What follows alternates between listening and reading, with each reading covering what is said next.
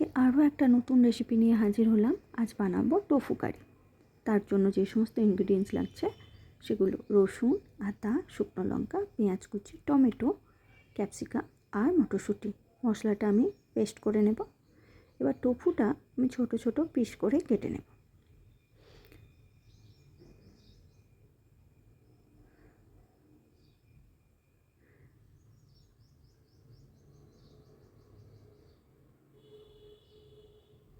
এটা টুকরো করা হয়ে গেছে আমার। এবার এর মধ্যে আমি হলুদ আর নুন খুব ভালো করে প্রত্যেকটা পিসের মধ্যে আমি মাখিয়ে নেব।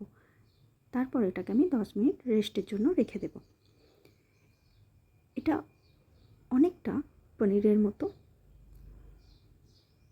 এবার কড়াই সাদা তেল গরম করতে দিয়ে তার মধ্যে আমি টোফুগুলো দিয়ে হালকা আঁচে আমি খুব হালকাভাবে ভেজে নেব।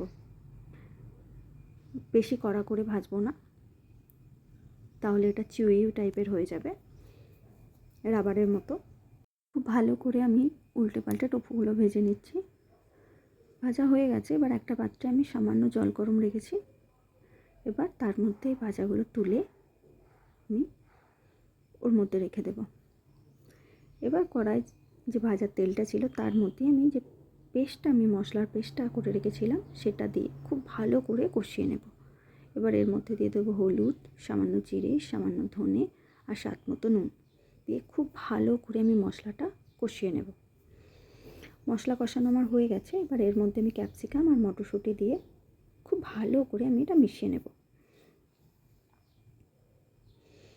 বেশ কিছুক্ষণ ধরে এটাকে আমি কষিয়ে নিয়েছি। এবার এর মধ্যে যে টোফুটা ভিজিয়ে রেখেছিলাম সেটা জল সমেত আমি এর মধ্যেই ঢেলে দেব। এবার এটা কুক হতে দেব।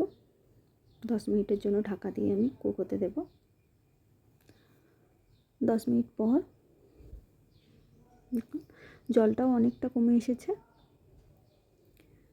আর টোফুটাও প্রায় রেডি হয়ে গেছে। এর মধ্যে এবার আমি সামান্য পরিমাণ চিনি দিয়ে দেবো। এটা সামান্য মিষ্টি হলে খেতে ভালো লাগে, কারণ টোফুর তো নিজস্ব কোনো টেস্ট নেই, যতটা মশলার টেস্ট। টোফু আমার একদম তৈরি হয়ে গেছে, দেখতেও খুব সুন্দর হয়েছে। আশা করছি আজকের রেসিপিটা আপনাদের ভালো লাগবে। Thank you.